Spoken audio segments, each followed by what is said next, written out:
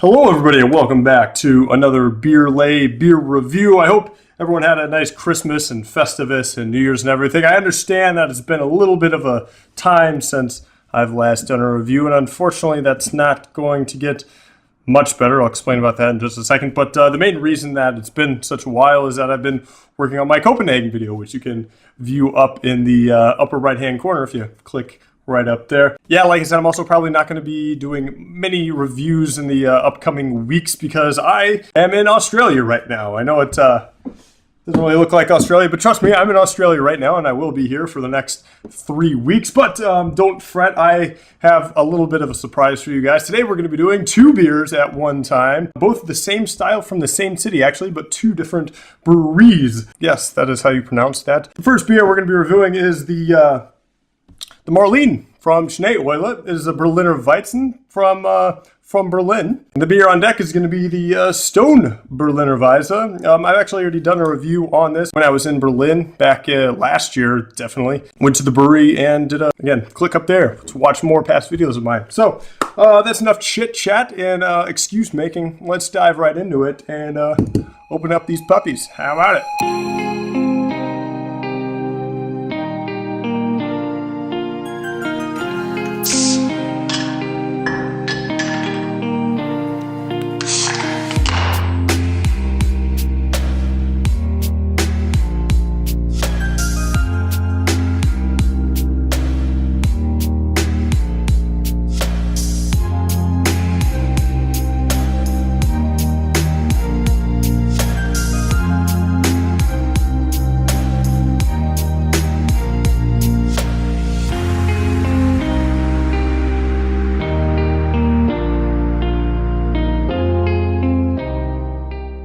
All right, let's get right into this. We got a lot of beer to drink tonight, especially for a Wednesday. Now, this is the Schneeäule. All right, so this is a very pale beer. We've got pretty thick trueness. It's not very see-through at all. Almost yellow-greenish type of a color. There's some yeast floating around in there. Let's compare that with the Stone, which is a tick darker. I don't know if this is showing up on the camera. Also hazy. But I would definitely call the Stone in my left hand here a little bit darker. This one is definitely more pale. There's a little bit more golden. Let's try the Schneeäule first off here. Very acidic, very sour type of smells coming through already. Almost kind of like that lambic style Belgian yeast flavor also coming through. Let's try it out. Right off the bat, you are really getting a lot of wheat kind of a flavor. It's almost like a Hefeweizen wheatiness. It's a very smooth mouthfeel, and at the beginning there's also a little bit of sourness, but it doesn't continue throughout the entire gulp, if you will. In terms of sourness, it's not overly power at all. I mean, lambics are like 10 times sour as this thing. That's not bad. Let's compare it to the Stone Berliner Weisse.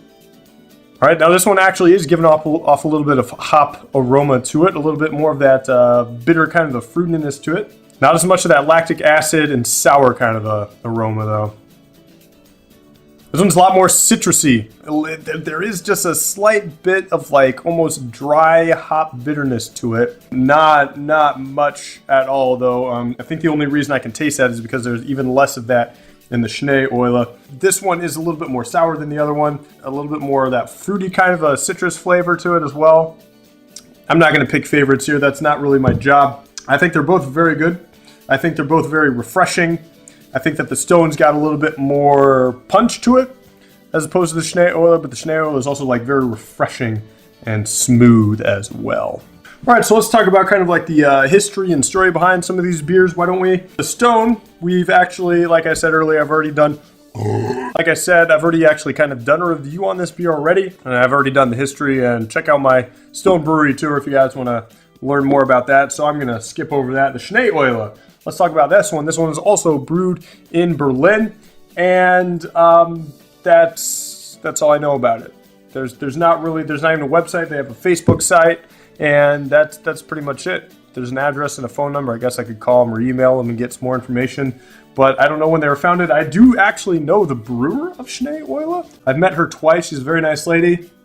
Always just running around like a cowboy hat. When I actually picked up this beer, I was at Brewery in Kreuzberg in Berlin. And so, yeah, she was there and we were just talking. And so I decided to purchase a beer and do a review on it. There are other beers that she makes. This is one of 1, 2, 3, 4, 5, 6, 7, 8 beers. This one's called the Marlene. The other ones are all Berliner Weissens, but they all have something. Wait, no, they're not.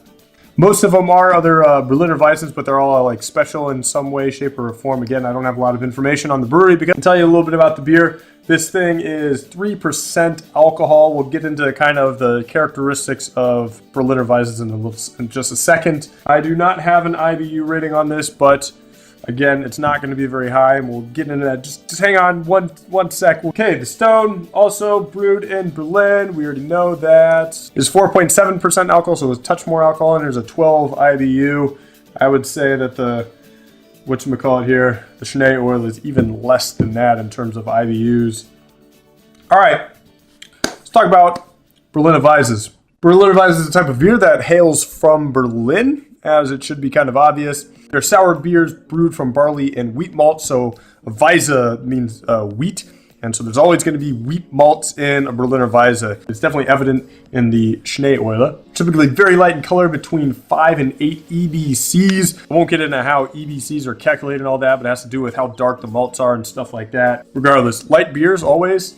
And they also have low IBUs. So typically between like 4 and 7 IBU, which again, this thing is 12. So this is actually high, and I'm guessing that this thing is also around that 4 to 6 to 7 IBUs, so not bitter whatsoever. Berliner Weisses are typically brewed using a mixed fermentation, where the first fermentation would be a top fermenting yeast or an ale yeast. Then there's a secondary fermentation that takes place in the bottle that carbonates the beer and uses Brett yeast. Now, these Brett yeasts actually hail from Belgium, the Brussels area actually, so they're oftentimes used in lambic beers, which I've also done a video on if you want to click up there. Man, we're clicking a lot up in this corner today. So that's where the sour comes from, is actually the yeast, just like in lambics. The yeast is actually what does a lot of the souring of the beer. Berliner Weisses are actually a very old style of beer, beginning around like the 1600s is the first documentation of these types of beers. And Berliner Weisses were the drink of choice, not just in Berlin, but a lot of northern, what now is Germany. Back then it was like Prussia and a bunch of other kind of like semi-country mini states and stuff like that. And back in the early 1800s, there was actually over 700